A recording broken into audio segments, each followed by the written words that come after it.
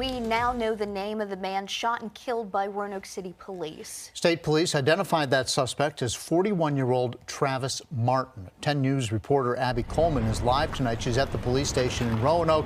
Abby, there's a lot more to the situation that sort of led up to what happened. From threats against police to brandishing an axe or a hatchet to finally a deadly shooting.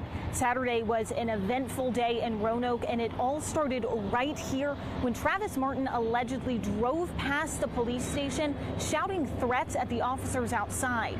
Now, the officer-involved shooting is still under investigation, but I wanted more insight on what goes on inside an officer's head during these types of situations.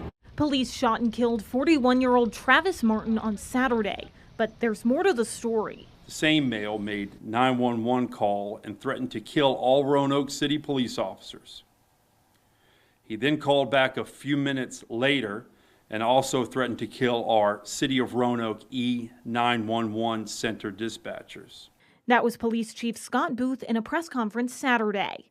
Monday, I spoke with Dr. Todd Burke, a criminology expert and former law enforcement officer, to dive deeper into what happened. For someone has made a threat to the officers, it sounded like this was predetermined, that no matter what was going to happen, this person wanted a confrontation. Police tell us things started hours before the shooting. First with the threats, then several hours later, Martin was seen damaging a police car.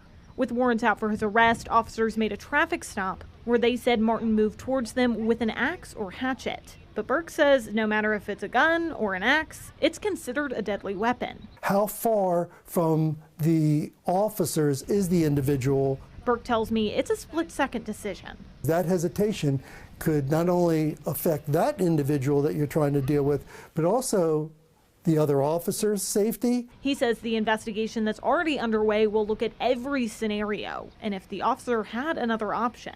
Could the officers have done something else knowing that they have been alerted?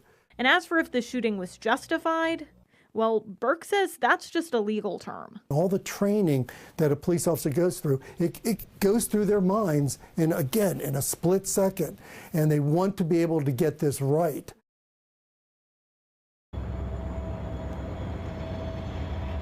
And like I said, this is still pretty early on in the investigation, so information from state police is limited, but we'll let you know more as the investigation moves on.